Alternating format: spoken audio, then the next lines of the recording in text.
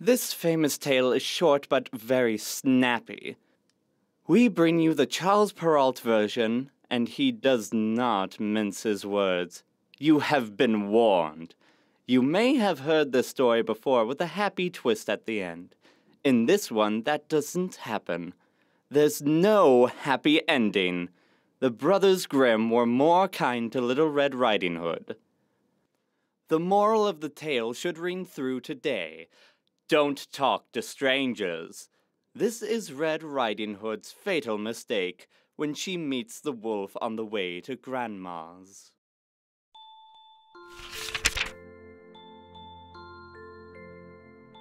Once upon a time, there lived in a certain village a little country girl, the prettiest creature who was ever seen. Her mother was excessively fond of her, and her grandmother doted on her still more. This good woman had a little Red Riding Hood made for her. It suited the girl so extremely well that everybody called her Little Red Riding Hood. One day, her mother, having made some cakes, said to her, "Go, my dear, and see how your grandmother is doing, for I hear she has been very ill. Take her a cake and this little pot of butter." Little Red Riding Hood set out immediately to go to her grandmother, who lived in another village.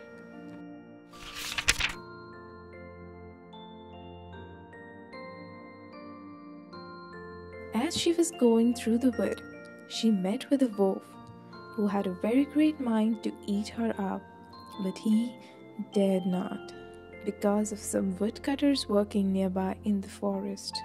He asked her where she was going. The poor child, which did not know that it was dangerous to stay and talk to a wolf, said to him, "I'm going to see my grandmother and carry her a cake and a little pot of butter for my mother." "Does she live far off?" said the wolf.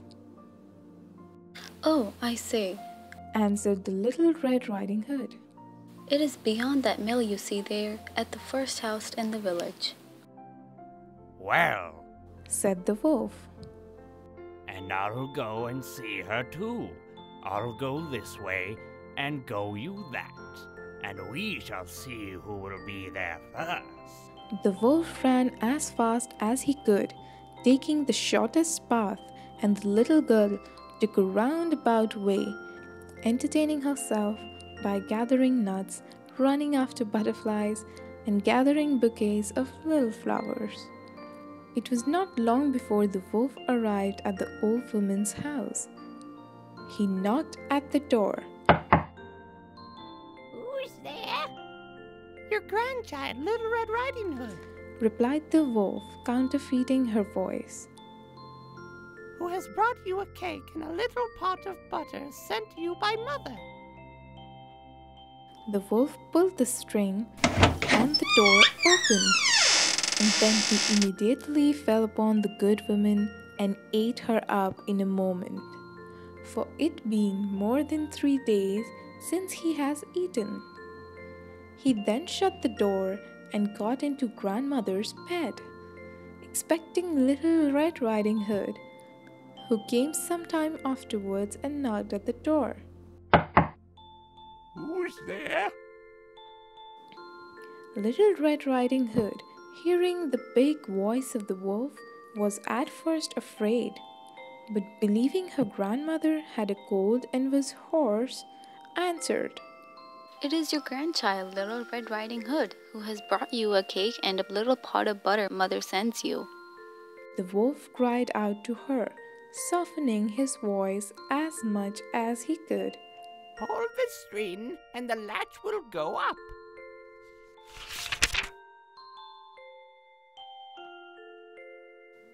Little Red Riding Hood pulled the string, and the door opened.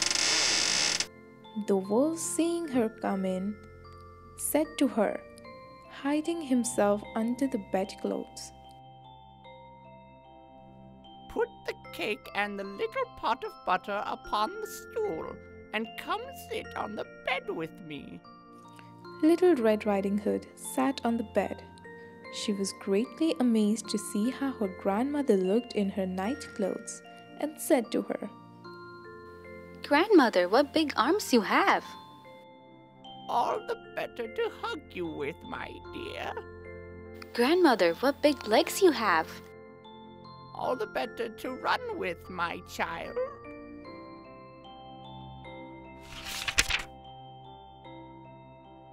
Grandmother, what big ears you have! All the better to hear you with, my child. Grandmother, what big eyes you have! All the better to see you with, my child. Grandmother, what big teeth you got! All the better to eat you up with. And saying these words, this wicked wolf fell upon Little Red Riding Hood and ate her up.